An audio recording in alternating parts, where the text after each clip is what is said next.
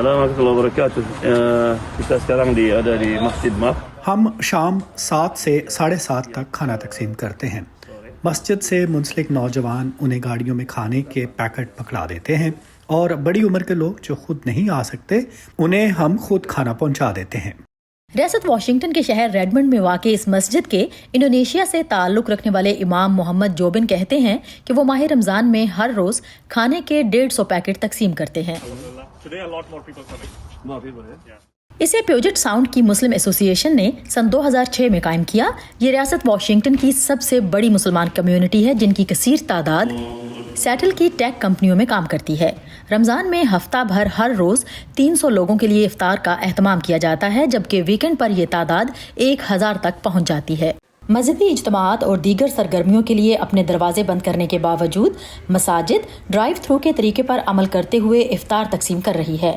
فالسٹیٹ میں واقع دارالہجرہ کا شمار بھی انہی مساجد میں ہوتا ہے جو اس وبا سے متاثر ہونے والوں میں کھانا تقسیم کرنے کے علاوہ ایسے لوگوں کے لیے صدقات اور زکوٰۃ بھی اکٹھی کر رہی ہیں جن کی نوکریاں ختم ہو گئی ہیں۔ انہیں یہ عطیات آن لائن موصول ہو رہے ہیں جن سے وہ کھانا خرید رہے ہیں۔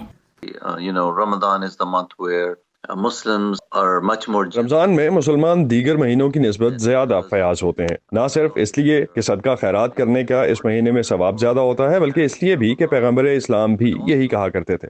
وبا سے قبل دارالہجرہ میں ہفتے کے دنوں میں 800 اور اختتام ہفتہ 1500 لوگوں میں افطار تقسیم کی جاتی تھی۔ اس وقت وہ ڈرائیو تھرو کے ذریعے 300 سے 600 لوگوں میں کھانا تقسیم کر رہے ہیں۔ یہ کل کے لیے ہے، میں ایک دن پہلے سب تیار کرتا ہوں، تقریباً 600 پیکٹ۔ اس بار رضاکاروں کی تعداد بھی پہلے سے زیادہ ہے۔ The food is being cooked here by the workers of the mosque. مسجد کے کارکن یہی کھانا تیار کرتے ہیں اور میرے جیسے رضاکار 4 بجے آ کر اسے پیک کر کے ان پر سٹیکر لگاتے ہیں اور تقسیم کا کام کرتے ہیں۔ اگرچہ یہ رمضان ہلے گلے کے بجائے افسردہ ماحول میں گزر رہا ہے، لیکن خیرات میں مسلمان کمیونٹی نے کوئی کمی نہیں آنے دی۔ باقی کئی مساجد کی طرح دارالہجرہ نے بھی کرونا وائرس کی وجہ سے آن لائن عطیات کی سہولت فراہم کر دی ہے، اور اس رقم سے ان افراد کے گھروں کے کرائے، بلوں اور دیگر ضروریات زندگی میں مدد کی جا رہی ہے جن کی نوکریاں اس وبا کی وجہ سے ختم ہو گئی ہیں۔ یونی سلیم کے ساتھ سعدیہ زبران جھا، وائس آف امریکہ۔